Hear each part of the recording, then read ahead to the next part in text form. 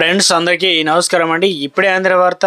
ఇక ముఖ్యంగా విద్యార్థులకు సంబంధించి గుడ్ న్యూస్ అండి. సీఎం రేవంత్ రెడ్డి 2,000 రూపాయలు కీలక ప్రకటన అయితే చేశారనమాట. ఆ వివరాలు ఏంటనేది కూడా వీడియోలో తెలుసుకునే ప్రయత్నం చేద్దాం.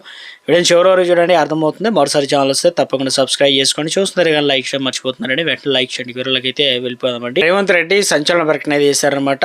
ముఖ్యంగా నేటి యుగంలో ఉద్యోగం కావాలంటే నైపుణ్యం తప్పనిసరి అని చెప్పేసి సీఎం రేవంత్ రెడ్డి అన్నారనమాట. అయితే మేడ్చల్ జిల్లాలో మల్లెపల్లి ఐటీఐ ప్రాంగణంలో అడ్వాన్స్ అండ్ టెక్నాలజీ సెంటర్ని అయితే వారు ప్రారంభించడం జరిగిందనమాట. టాటా టెక్నాలజీ వారి సహకారంతో ఐటీఐలను ఏటీసీలుగా తీర్చిదిద్దారనమాట. అదేవిధంగా రాష్ట్ర వ్యాప్తంగా 65 ఏటీసీలను వర్చువల్గా సీఎం రేవంత్ రెడ్డి అయితే ప్రారంభించడం జరిగింది. ఈ కార్యక్రమానికి మంత్రులు పొన్నం ప్రభాకర్, శ్రీధర్ బాబు, పొంగిలేటి శ్రీనివాసరెడ్డి తదితరులు అయితే పాల్గొనడం జరిగిందనమాట.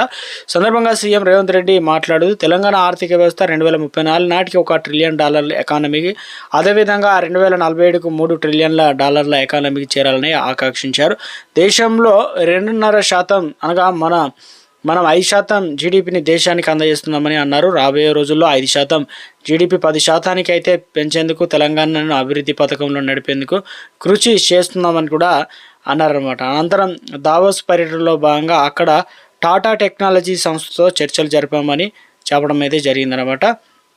ఇక ఇందుకు సంబంధించి చూసుకున్నట్లయితే ముఖ్యంగా అడ్వాన్స్ టెక్నాలజీ సెంటర్లు మార్చామని చెప్పి ప్రభుత్వం నుంచి ఏదైతే ఖర్చు లేకుండా మొత్తం టాటా సంస్థనే భరించనుందన్నమాట. ట్రైనింగ్ సెంటర్లో దాదాపు పొందిన 90% మంది ఉద్యోగాలు వస్తాయని చెప్పేసి అన్నారు. త్వరలోనే 53 ఏటీసీలను అయితే పెడుతున్నట్లయితే చెప్పడం జరిగిందనమాట.